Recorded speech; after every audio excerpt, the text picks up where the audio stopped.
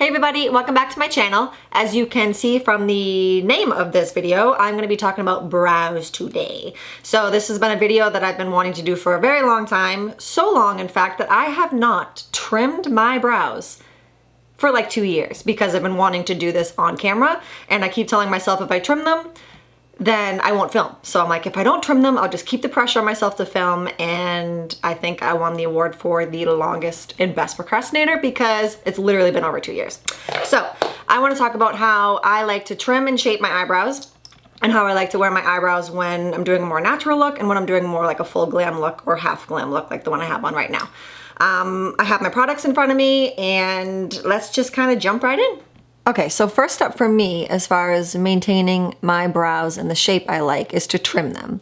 As far as my shape, I have a pretty decent shape naturally, TY mom and dad, but I do like to trim what growth happens here, because as you can see, it really falls below my actual brow root line, and I don't want that because that's where things start to get a little bit messy and really hard to control when I'm trying to keep a shape for my brows. So what I do is I take that spoolie like I have and I'm just brushing them down here.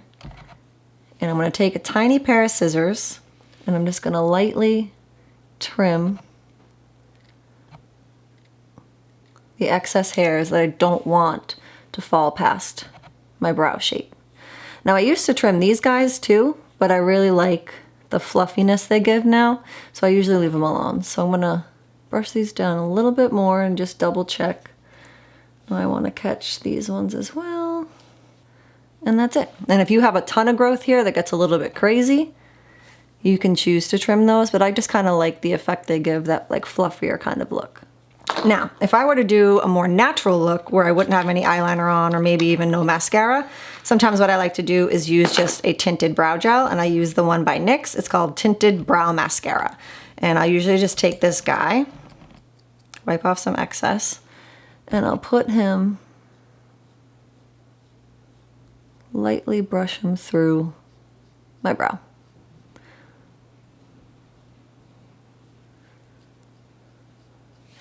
And this is the kind of look that I would do for just a natural brow. Now it doesn't put too much color on there, so it doesn't make it too bold, but I like it because one, it keeps the brow hairs in place, and two, it just gives it a little extra color and dimension to match my actual hair color. So for today, because I did actually put on a liner and I did a little bit more extra mascara than I normally would, I want to bump this up a little bit. So I'm just going to remove any of that product that I just put in. I just wanted to show you guys what a lighter brow day would look like. Now for an eye look that I have today, instead of just putting some tinted brow gel into my brows, I like to give them a little bit more shape and a little bit more definition so that they don't get faded behind my actual eye look that I'm doing. I really like the Morphe Micro Brow Pencil in Biscotti. So I'll take this guy, open him up, use the spoolie, brush through those brows again. Okay, so now that everything's cleaned out, we can start filling in our brows. And if you are someone who really doesn't have the best natural shape and you really have to create it when you do your brows yourself, a fun way to get a little bit of a guideline as far as where to place product and how to shape them is you want to line the brow pencil up to your nose, your nostril here, and wherever the tip lands is kind of really where you want the beginning of your brow to start. And you want to turn it to where your pupil is, where you look straight ahead. That's typically a good spot for you to have your arch go. And shout out to Candy Johnson, because that's where I learned this trick from. If you aren't watching her videos, you have to. She's the best. And like an OG on YouTube. So what I'll do is I actually start towards the tail of my brow. What I like to do is really with that point where that arch is, I'll just start to do light little flakes. Little flicks to the brow. And I'm not drawing like straight lines down. I'm doing small little kind of like flicks, just to kind of get that shape. And if it starts to get too intense and too heavy, what I'll do is you just take that spoolie and it starts to just sort of erase some of the things that you've been doing. So again, we just really kind of just fill in the natural place of my brow. And then I'll work my way towards the front. And there's really no rules on where you start or how you choose to do your brows. This has just been the one that works for me. So I'm just gonna keep filling in, working my way towards the front. because I work my way towards the front because I don't really love the look that has a really intense, like squared off front portion of the brow. I know that some people like that, and that's totally fine. Your brows are yours and you can choose to wear them however you want. But for my face shape, I really just don't like a really squared off front of the brow. I just don't think it looks very natural, and I don't like how that looks for me.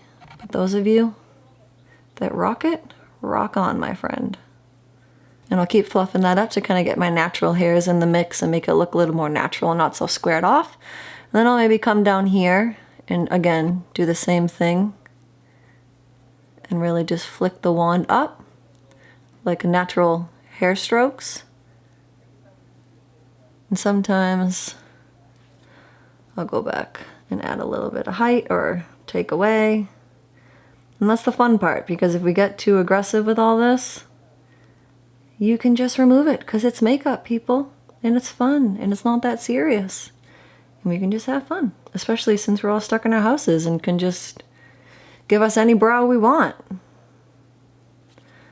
And that's the thing, right? We should have fun with makeup. You shouldn't feel pressured to wear it a certain way or do whatever works best for you.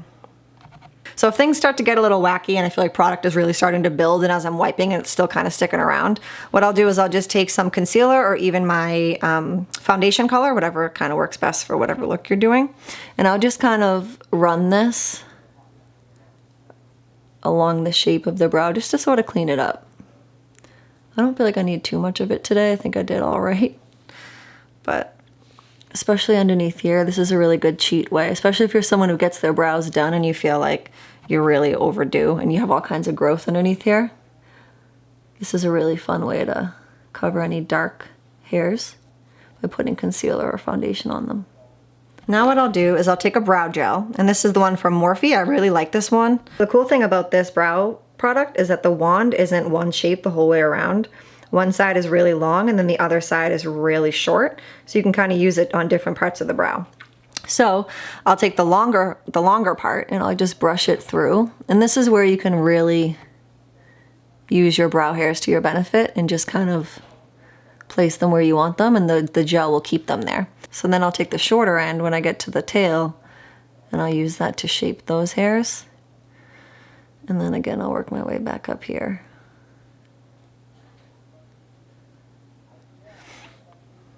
And that's it. And that's what we do. And now our brow hairs will stay where we want them to. And you got the shape and the look that you want.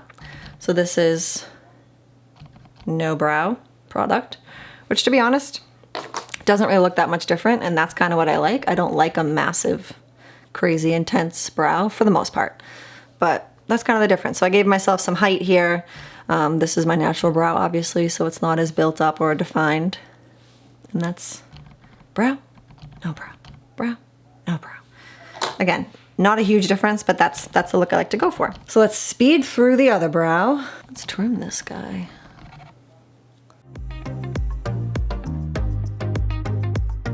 I feel like it's worth mentioning that brows are cousins, not sisters. So they don't have to look exactly the same. Unlike doing eyeliner. That is where the scary stuff happens.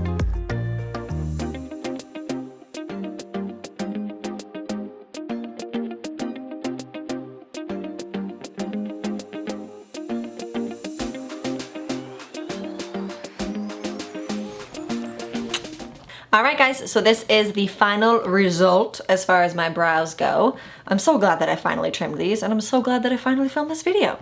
I hope that you learned something, that you picked up a tip or a trick that you want to apply to the next time you put on your brows.